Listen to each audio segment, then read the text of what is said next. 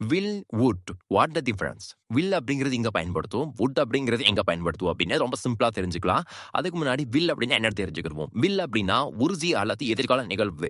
எதிர்காலத்துல ஒரு விஷயம் கண்டிப்பா நடக்க போகுது அப்படின்னா மட்டும் நம்ம அந்த இடத்துல வில் வந்து பயன்படுத்தணும். ஃபர்ஸ்ட் எக்ஸாம்பிள் பாருங்க, இந்த ஷாப் வில் ஓபன் சூன், அதாவது கடை சீக்கிரம் திறக்கப்படும். 1 வீக் அப்புறமாவோ மந்த்துக்கு அப்புறமாவோ ஒரு கடை வந்து திறக்க போறாங்க. அந்த டைம்ல தான் நம்ம வந்து வில் அப்படிங்கிற அந்த வேர்டை வந்து பயன்படுத்தணும். ஓகேவா? அதே டைம் எதிர்காலத்தை நோக்கி அந்த சென்டென்ஸ் வந்து ஃபார்ம் ஆகணும். இந்த சென்டென்ஸ் பாருங்க, த ஷாப் வில் ஓபன் சூன், எதிர்காலத்தை நோக்கி இருக்கு. அப்பதான் நம்ம வில் வந்து பயன்படுத்துறோம். ஓகேவா?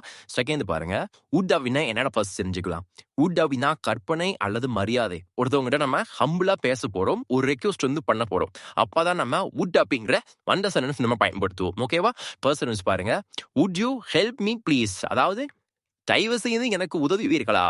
தயவு செய்து அப்படிங்கிற இடத்துல நம்ம வுட் பயன்படுத்தி ஆகணும். தயவு செய்து நீங்க என்னது ஒரு மரியாதையா விஷயத்துல சொல்ல போறோம்.